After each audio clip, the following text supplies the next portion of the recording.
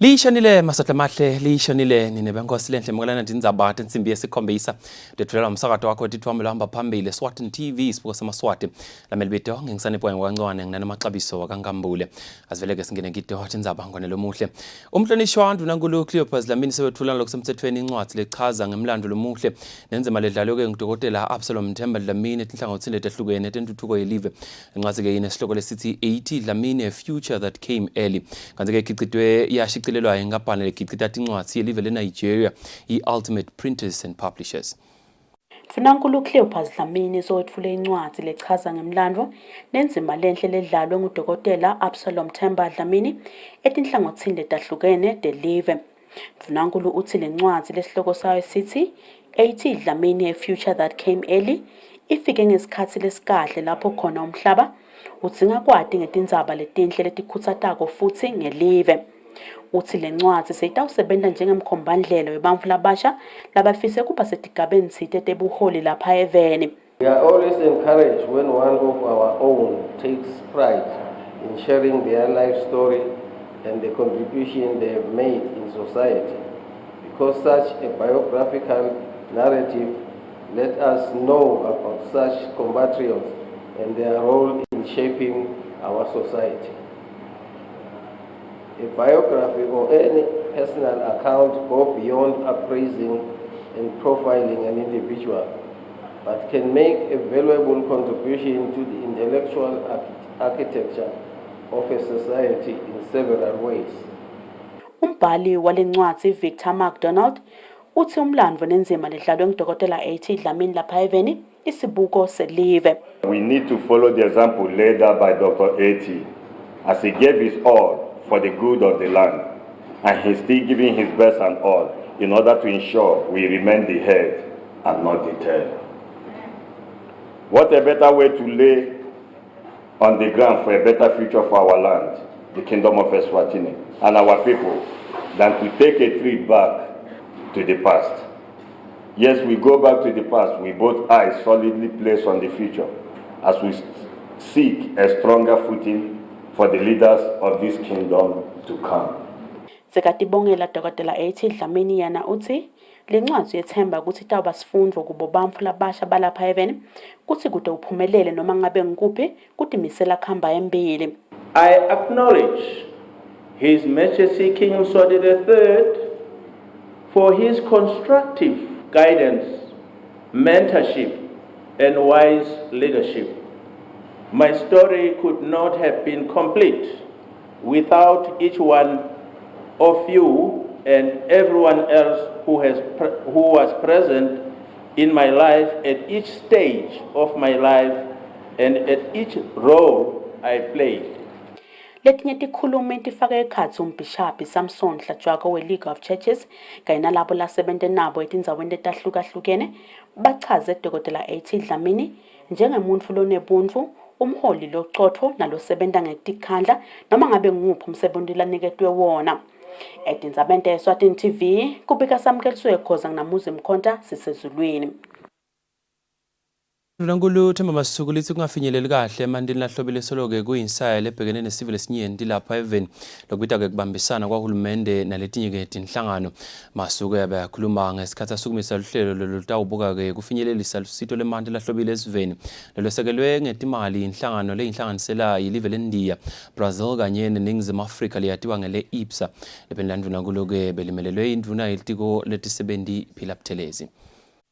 Liphinda Ndvunankhulu Themba Masuku selisukumise ngalokusemthethweni luhlelo lekuletha imali lahlobile esiveni lisekelwe ngetimali yinhlangano leyinhlanganisela yabohulumende labathathu lokulive leNdiya, Brazil kanye nelive leNingizimu Afrika leyatiwa ngele IPSA.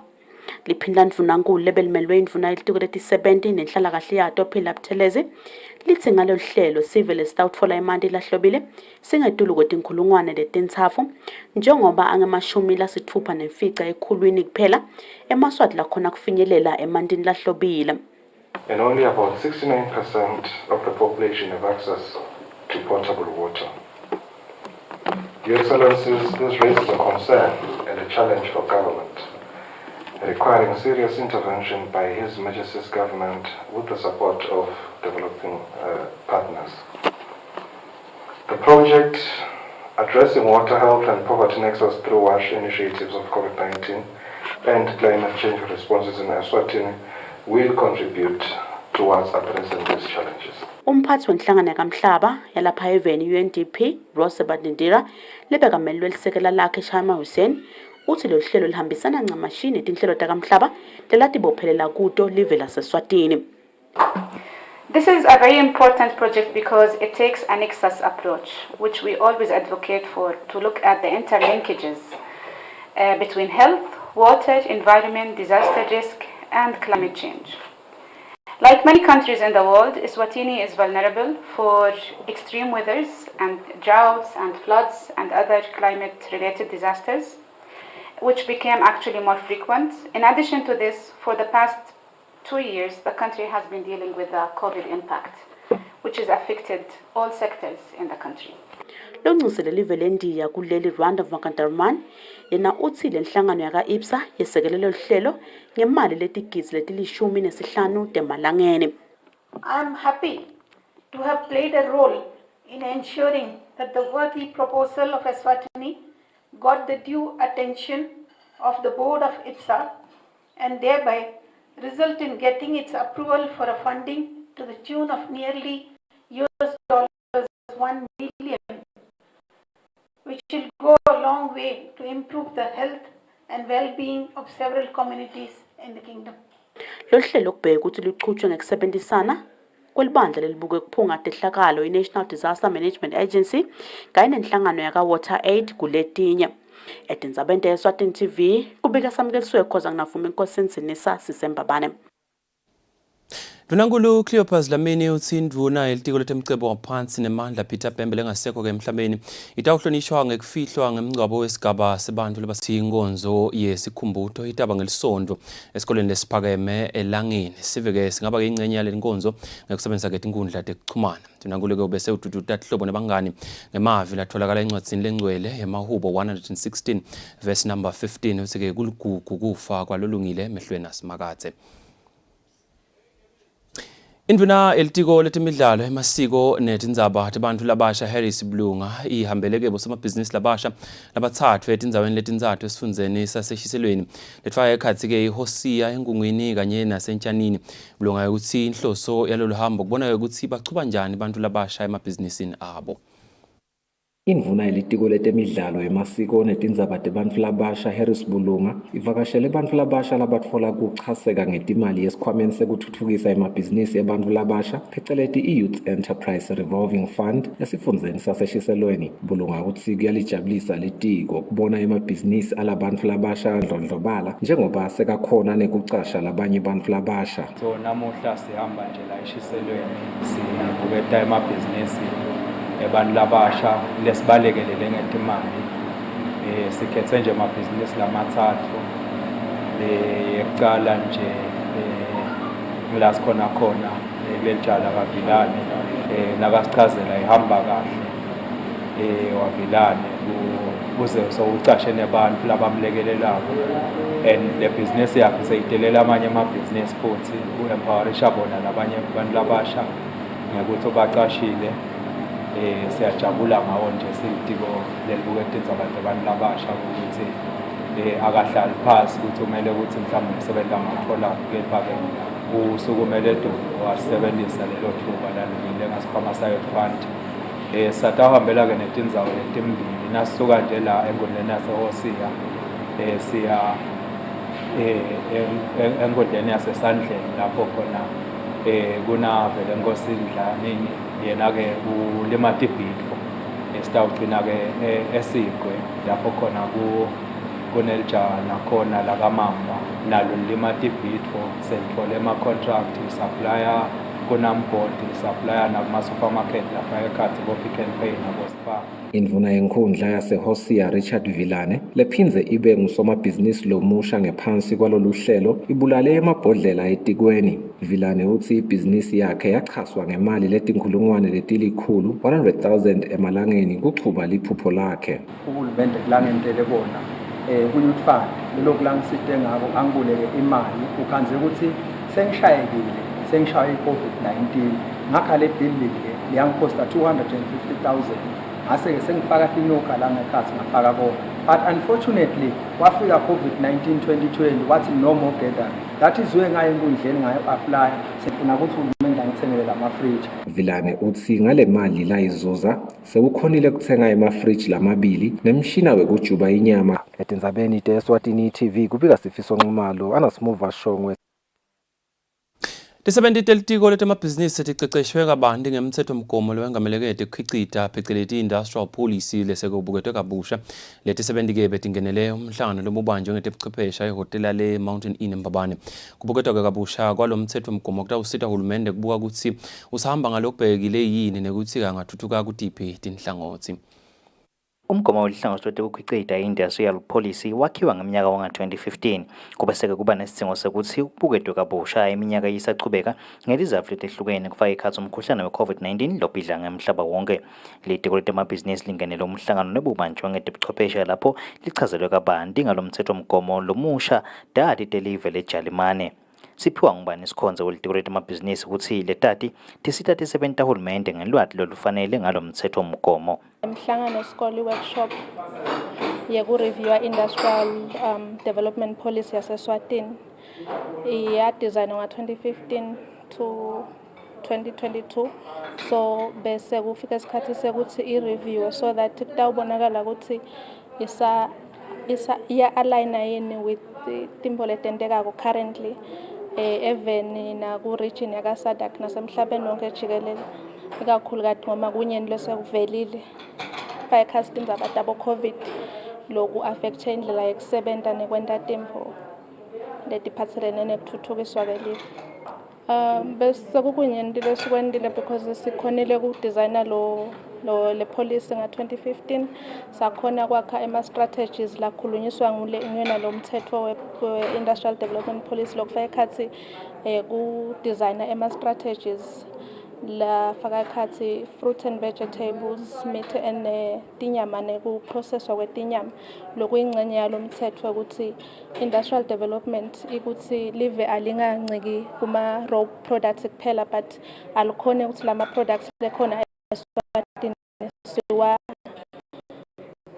ede i-value sitokhona ukuthi sinasiwathengisa sithole imaliebonakalako kunangesikhathi athengiswa at a very basic level. Lokhu kukhulunyisiwe kufaka i-casting saya bohulumende lababhekana nato ekuthuthukiseni lemithethomgomo nekungabi khona kahle kwetinhlangothi letisebenzisana nalo litiko etindzabeni temithethomgomo. Etindzabeni kubika Giyani Msibing se-Mountain Inn eMbabane. Mengameli wemcashi netisebenti Industrial Court of Appeals Fiso Nsibande uthi-ke umkhuhlane i-COVID-19 uletheke tinkinga letiningi letifaka ekhatsi kudendwa kwetisebenti. Nsibande-ke uthi basasebenta kukhona-ke tisebenti letidendwe ngetinjongo letinye letingahambisani-ke nalo mkhuhlane. Nsibande bekhuluma emhlanganweni lomkhulu webacashi i-Smart Labour Seminar. Libandla lelingumlamuli wetisebenti nebacashi belibambe umhlangano nematiko latsentseka kwetindzabeni letiphatselene nemtsetfo wetisebenti. Lo mhlangano ke bona isicubulo lesiphatselene nendlela yokusebenta kulesikhathi lesikuso. Lijaji lenkantolo yokwendlulisela emacala etisebenti Sifiso Sibande uthi tibe tinengi tinkinga letikhinyabete tisebenti letifaka ekhatsi umkhuhlane i-COVID-19. All issues of industrial relations end with the specialist courts. So that you go to the industrial court, if you're out of CIMAC, you go to the industrial court. The industrial court decides your matter. If you wish to have a review, you wish to have an appeal, you go to the industrial court of appeal rather than go to the high court, which is itself not a specialist court. So the industrial court and the industrial court of appeal are recognized in our constitution as specialist courts. All I want to say in that regard is that we need to decide, or rather the stakeholders need to decide where we are. If the industrial court is recognized as a specialist court, then we need to have a situation where we give the industrial court and the industrial court of appeal that exclusive jurisdiction as the industrial court is given. Umphathi waleli bandla lomkhosi Makagula uthi lo mhlangano utawusita ekuthenini baqashi kanye netisebenzi batfole lwati lolunyenti kakhulu ehlangothini lwalabo labasebenta kutfolela tinkampani tisebenzi ema-labor brokers. Sinesikhulumi lesikhulumelana nendzaba yabo long labor broker bese kunabo labor consultant. Bo labor consultant lithimba lebantfu lelihamba lirepresenta ema-employees industrial court kaSimak kanjalo. Kuthini ithini yini lama issues around that sikhuluma ngaloko. Bese sesiphinza kule same topics sinemuntu lo endi research ngalama labor brokers. Lo utasicathatela ukuthi ukhanzene emarket ngoba uyente inhlanhla uyente ngale period yale COVID. Lenye yetinfo letikhulunywa yafaka ekhatsi kubuketwa komtsetfo i-Industrial Act nekubuka-ke kwemthelelo we-COVID-19 lokwente ukuthi bantfu labanyenti badendwe. Etindzabeni kubika Ndomlangeni kumathapha. Inkampani yamahlalo ekhukhwini kuleli MTN Eswatini seyishintshe-ke sithombe sayo neliphawula phecelezi ilogo yaphindze-ke yethula luhlelo lolusha lwema-MTN bundles lolubitwa-ke ngatoti nesitifiketi-ke sekuba inkampani lehamba embili kude kuchumana yakenzeke lo msebenzi uthulwe emhlanganweni nebetindzaba ezulwini. Ngenhloso yokuhambisana nesikhathi nekuthuthuka etinhlelweni tayo kude ingasaleli emuva nentuthuko letiniketa emakhasimende ayo inkampani yaka-MTN Eswatini seyishintshe uphawu lwayo nendlela elibukeka ngayo esiveni noma-ke sithombe sayo phecelezi ilogo yaphindze-ke yethula nelihlelo lolusha lapho khona emakhasimende sekangasebenzisa i-internet waya phecelezi itoti bundles. Le nkampani iphindze yathola-ke isitifiketi sekuba inkampani lehamba embili eluhlangothini lude kuchumana. Meshak Maseko wale nkampani uyenaba ngale misebenzi lemithathu. Ukucala lomkhulu cabanga ukuthi batawukhumbula babukeli nebalaleli ukuthi etinkundleni tekuchumana babonile kugucuka kwale nkampani nendlela lebukeka ngayo ilogo yayo itshintshile. Besitophakamisa lokho ngalokusemthethweni sikhulumisana nayo imedia ukuthi MTN kusukela nyalo unemkhombandlela wakhe lokubheka ku-2025 lapho kufaka ekhathi kushintsha indlela la bukeka ngayo MTN. Wesibili kunemhlomelo lomkhulu lesicabhako ngawo siyinkampani ya MTN lesutfolile suthole enkampanini lenkulu yamhlaba wonke le yendalo umsebenzi. MTN uthole umhlomelo ukuthi inetwork yakhe ngiyona lehamba phambili even la kaNgwane. Lokhu-ke singe-MTN akugasithusi into lebesisolo siyati minyaka yonke le. Kusinje nyalo sesinesitifiketi umuntu nakangakubuta nje ukuthi usho ngani MTN ukuthi une network lehamba embili ukuthi tonke inhlangothi ku-internet nasekushayeni icingo MTN uhamba embili. Sithathu-ke sesiphakamisa nalenye i-product yethu lensha lapho khona emakhasimende ethu atawukhona kungena ku-internet angabi netincabekelwane letiningi. Ungene ku-internet uhambe toti kungako nalama bundles ethu siwabite ngema-toti bundles lekatawucala kuba khona nje kule mpelasonto lesiya kiyo. Lelo hlelo lwatiwa ngatoti lo mabundle lutawethulwa isiveni lucale kusebenta kule mpelasonto lesiya kuyo. Etindzabeni ngingiyane Msibingi semahlahla Kikini House ezulwini. Umphathi welibandla letekuvakasha Linda Nxumalo uthi-ke kuncipha kwetindleko tekuvakasha emkhatsini welive leNingizimu Afrika na live lakuleli kutawenda ukuthi kube melula kungena nekuphuma kwetivakashi kulamave.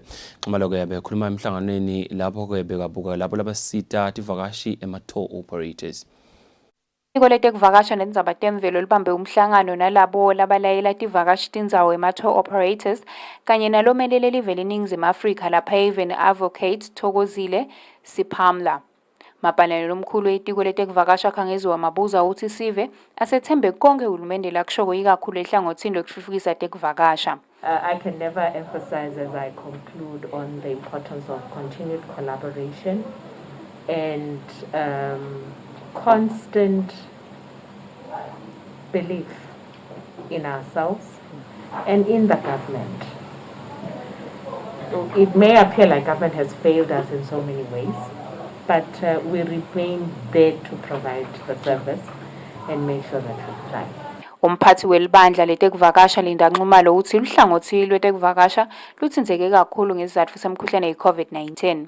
You should believe that if the cost of travel is reduced to a reasonable level, we will have more tourists flocking in from South Africa, from the region, and also from the international market as well. Most of our source markets, we are seeing a slow increase as the travel restrictions are being lifted, but it's still not, it's nowhere near where we want to be. And when this whole thing happened, Your Excellency, some of our partners had bonds to pay, you know, so it has been a reality that we have been the hardest hit. Lonxuselele eNingizimu Afrika kuleli advocate Thokozile Siphamla uthi kuvulwa kweligede lengwenya ukuthi lisebenze ebusuku nemini kulikhulisile izinga letivakashi letingena lapha Haven naleto ke letingena eNingizimu Afrika. Etindzabeni kubika Sondomlangeni eNokwane. Inkampani yamahlathi esifundeni saseshiselweni etibambe komhlangano wesikolo ukuthola ke imasi ukunciphisa ke kujutshwa kwemahlathi ngalokungekho emthethweni kanye ke nekushisa kwemililo emahlathini lokho kuvetwe ngusomahlathi wenkampani yamahlathi eshiselweni Patrick Dlamini. Lo mhlangano wesikole bewufaka ekhathi inkampani yamahlathi esifundza saseshiselweni libandla lekuphunga tehlakalo kanye nemaphoyisa embubeni esive esifundza saseshiselweni. Somahlathi wenkampani yamahlathi eshiselweni Patrick Dlamini uthi umnyombo walomhlangano bekukutfola emasu ekwehlisa bucala bekwetshiwa kwetihlahla ekakhulu uhlobo lwethimba lolwetshiwa ngesikhathi sasebusika. Dlamini uthi lokunye labakukhulumisile ngemasu ekwehlisa imililo emahlathini. Lesikubonile abantu labanenge bebathatha ngathi lihlathi indzako nje noma into letimilelako la fanele umuntu nafisile kungena athathe khona angathathela ngalokungekho emthethweni but ngokufundisana lesesikwentile nyalo siyakholwa sikutawehlela kubonke nalabaphathi kakhulu la police force itasita ukuthi endlusele mhlambe ku force lenye ukuthi uma sto complain sesintshontshelwe tigodo bangasithathi for granted like out ukhuni singaze siyeke liqala leli inqoka mhlambe kunemede enza letsite silandzele indzaba yeligodo nje kani kithi sisuke sideposite imali. Umphathi welibandla lekuphunga tehlakalo kuleli Russell Dlamini uthi libandla lekuphunga tehlakalo litimisele kubambisa tinkampani temahlathi ekuthenini imililo yehle emahlathini kanye nekwetshiwa kwetihlahla. Ngale kubambisana kwayo yonke imimango netinkampani ekuthini kulwe nemililo. Thina sibaka disaster sibuka ukuthi i-localized disaster risk management njengalena nje and kuyakhanya ukuthi naletinye tifundza bangabe bende kahle kakhulu nabo nabangacinisa luhlelo lwenjengalo nathi futhi singendima isibonile ukuthi sisebenzisana kahle kakhulu nabo. Kanti lobekamelele umphathi wemaphoyisa esifundza saseshiselweni Ntombikayise Dlamini uthe amaphoyisa embubeni esive atawukwenta siciniseko sokuthi lokhu aphuma lapha kulomhlangano sikolo atawuhamba ayofundzisa sive aphindze ehlise bucala bekwetshiwa kwetihlahla emahlathini. Utawusisita kakhulu le workshop lesingenele namuhla ukuthi nathi sathi ukuthi nangabe basho labaka the timber companies basho ukuthi naku sekwendekini sibe able to stand up fast sende ngale ndlela lefanele and ukutasisita nathi sikhone ku-identifya leto tigodo ukuthi dayiphi Somahlathi enkampanini yamahlathi esifundzeni saseshiselweni Patrick Dlamini uthi le mihlangano sikolwa bayibonile ibasebentela eminyakeni leyengcile njengoba lizinga lekusha kwemahlathi selehlile. Etindzabeni Eswatini TV kubika Sifiso Nxumalo naSmuva Shongwe sisephumula guest house. Liteko letindlu nekuthuthukiswa kwamadolobha ngekusebenzisana nahulumende welive leCanada selephethe ke isigaba sesibili seluhlelo lokucecesha kebomake nebantwana bemantombazane ukuthi ke babe baholi labasezingeni lelifanele nangelukhetho kwamadolobha. Umcondzisi wokuthuthukiswa kwamadolobha Gordon Mbuli uthi ke bahloseke ukuthi kulolu khetho lolutako lamadolobha tikhuleke ngalokubonakala ukuthi inombolo dabomake. Litiko letindlu nekutfutfukiswa kwamadolobha ngekusebenzisana nahulumende welive leCanada selephethe isigaba sesibili seluhlelo lokucecesha abomake nebantfwana labangamantombazana ngetindzaba tebuholi nemitsetfo lengamele bohulumende basemadolobheni. Umcondzisi welihlangosi lekutfutfukiswa kwabohulumende bemadolobha kuleli tiko Gordon Mbuli uthi kuleli khetfo lemadolobha lolutako babheke kutsi tinombolo tabomake nebantfwana labangamantombazane tikhule kunaloku letingiko. Bomake soloku abakhoni lokuthi bakhone ukukhetheka kwala noma abaholi belive bagqugqutela ukuthi sive asibakhethe bomake nalabasha laba besifazane kodwa ke solo siyabona ukuthi kude njoba singakhumbula nje 2018 election national election sibe nabo make nje lababili kuphela lebakhethiwe ku55 wetinkundla lo ku59 wetinkundla so lo la ubona khona ukuthi vele kusenetinkinga nala nakithi ke ka local government sinayo lenkinga lefanako ngoba uyabona ukuthi le trend ingahluki kakhulu from le local to national. Lo lebakayimphunga Sibongile Ndlela Simelane yena uthi kuba sesikhundleni sebuholi kudzinga ukuthi utethembe wena ngaphambi kwekuthi sive sikwethembe. I-self development is very important ungakacala. Ngoba ingenile race le ingenele but nawe ubukhwicile nawe ube utethemba. Start with a positive self-esteem. Have an I can mind. I can do it. I can do it. For this time I will. And again, while doing that, ube nako la engqondweni ukuthi you fail or what, but you have done it. Meya welidolobha laseZulwini Bongwe Mbingo uthi bomake labasetikhundleni tebuholi nabo badzinge kuhle bakhunjutwa ngetingone tahlukene tebuholi. Experience lesinayo iyadzinga nekuvusetelwa and there's always new information nje mawusasebenta.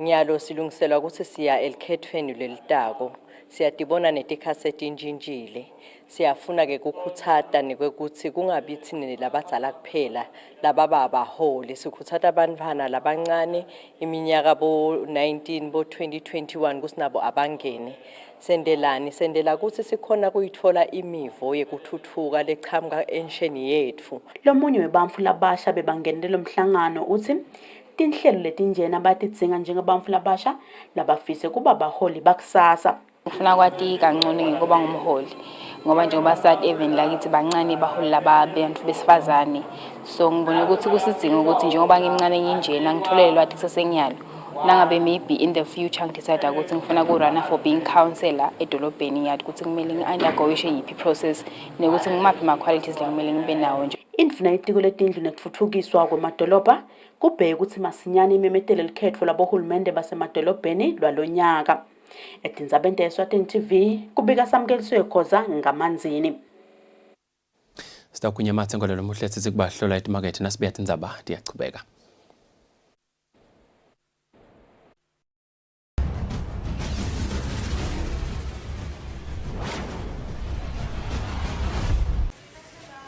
And your rewards card, please.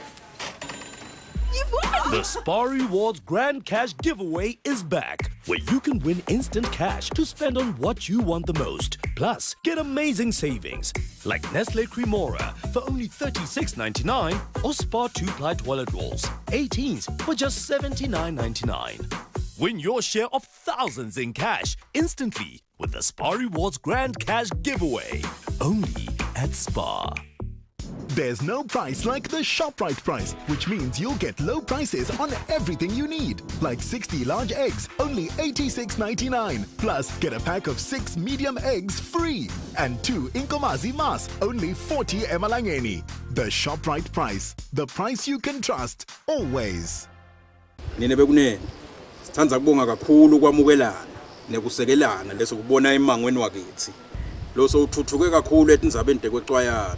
Nekubandlululwa kulabane HIV asiqhubekeni singapheli manje sibe munye nalabaphila ne-HIV bethu nawo sivusele kini nonke bomcane sicela kubonga kakhulu endlunkulu nasemangweni ngekuma nathi singilabaphila ne-HIV sikhuluma nje sesiyakhona kusitakala njenga wonke umuntu endzaweni noma umuntu watihambela nje asisasibo bomakhonjwa ngenhloko siyabonga bomaziya kuma nathi. Kuva kabandi shayela 1212.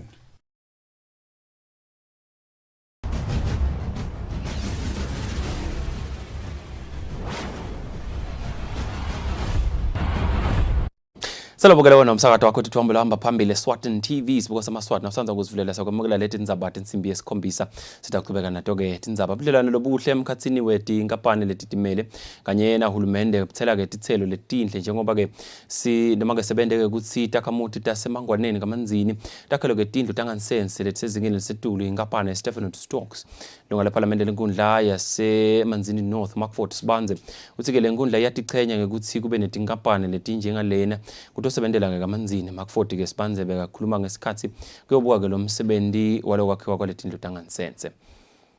Ngekubuka sidzingo lesikhulu setindlu tangansense esiveni sasemangwaneni kamanzini, inkampani Stephen Stokes lesisebentela khona kamanzini seyakhele lesive tindlu tangansense letinesizotha.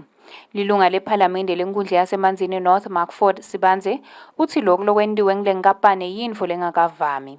Stephen Stokes lala kwendile kuyingcayizivela kuyasethusa vele kokuthi bakhonile kubuka lokho ukuthi lendzawo lekudzinga kakhulu kunako konke ngoba it's shanty idzinga ema bathrooms and abakakhi le bathroom lena kuphela.